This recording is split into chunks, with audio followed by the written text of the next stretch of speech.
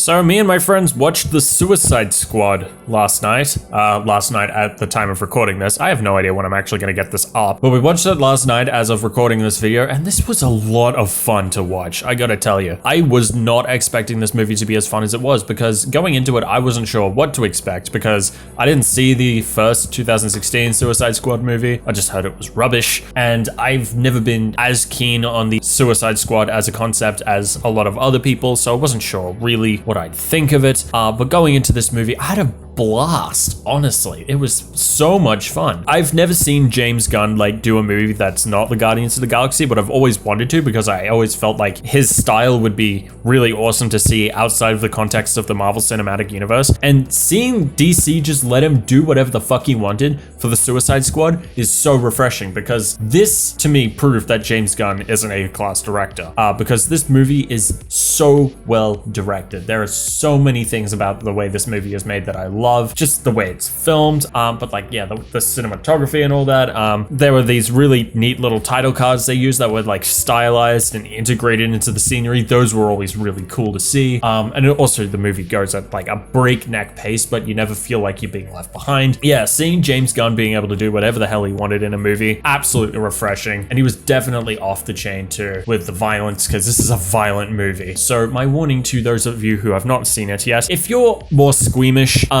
be warned, this movie is violent as fuck, very bloody and very gory, so go into that with that warning. But I think it works because this is the Suicide Squad, and I don't think that's a concept that particularly lends itself to a PG-13 movie, because these are bad people doing hero stuff, so they're not going to do it in the most ethical of ways, which means a lot of violence and death and blood. So I'm glad that they went in that direction, even if there were times where I was watching something going, ew. And now I shall move on to spoilers. It was interesting to see that the plot actually had a lot of political commentary, which was not what I was expecting, because as the plot goes, it's fairly simply structured, which is a godsend, because that gives us all the more time to sit with the characters and learn about the characters. But through the characters' struggles and all that, there was this really neat political commentary about American interference in other governments' business, because the whole idea of the mission, as it turns out at the end, is they're not there to destroy Project Starfish, they're there to just erase America's involvement in it, so America doesn't look bad. And it was really interesting to see how that revelation tore the squad apart as to their loyalties. And it made sense to me that Peacemaker would be the most loyal to America, because, he was this sort of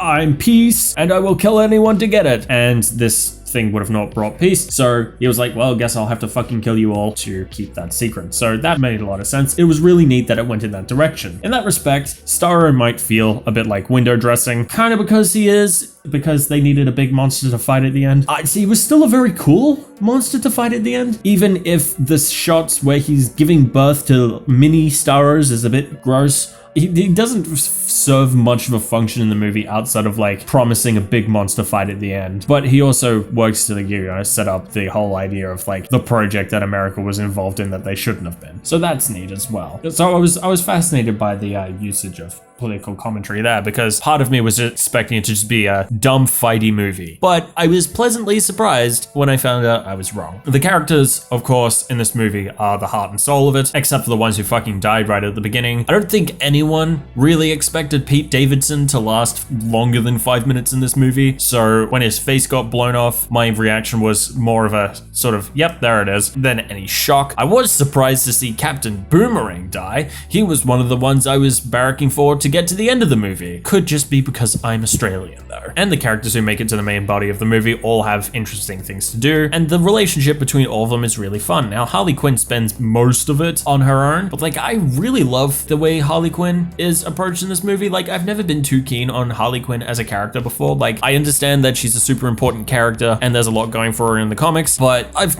never quite seen the appeal of her myself. But it would seem that I have some reading to do, because I really liked her in this movie, and it would seem I should also go watch Birds of Prey as well, because that seems to be the more preferable place to get Harley Quinn content than the first Suicide Squad movie, because that looks like shit. So Harley Quinn was a lot of fun in this movie. As mentioned earlier, Peacemaker was interesting.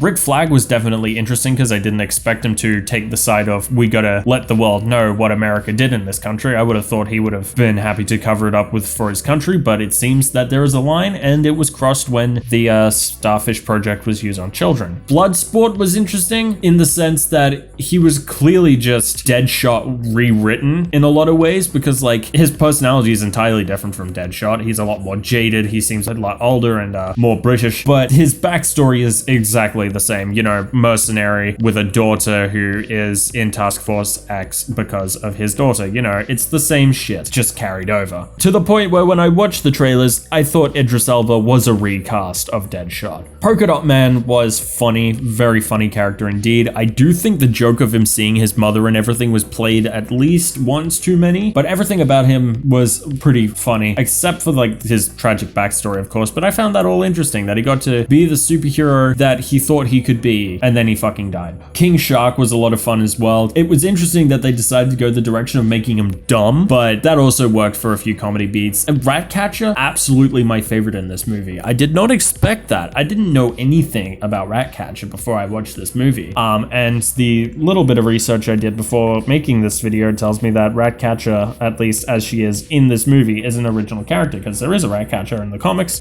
just not one called Cleo Cazo. Ratcatcher is very much the heart of the movie, in that she gets most of the emotional beats, and her emotional story throughout the movie as she's like fighting to become something better because she wanted her father's name to live on through her, and that sort of thing. That was all very nice stuff, and I'm happy that she got like the final beat to like bring down Starro with the horde of rats eating it from the inside out, which was a little bit gross, but really cool. And it made me happy that she got that moment of recognition that she was capable of changing something. I don't know, it was really sweet. And I thought her relationships with King Shark and Bloodsport were also really sweet, especially with her rat, like her pet rat, Sebastian, I think its name was. Please do correct me if I got that wrong, because that would suck if I got that wrong. But yeah, no, that was all just great stuff all around. No, movie was great. And to those who just listen to me spoil a bunch of shit, if you're still here, definitely do check it out. And if you've already checked it out, let me know what you think, because yeah, this movie slaps, and I will put it on my favorite DC movie list right now. Like, I've not had that much fun watching a comic book movie in a very long time. So that's the Suicide Squad, and I'm running out of words, so bye.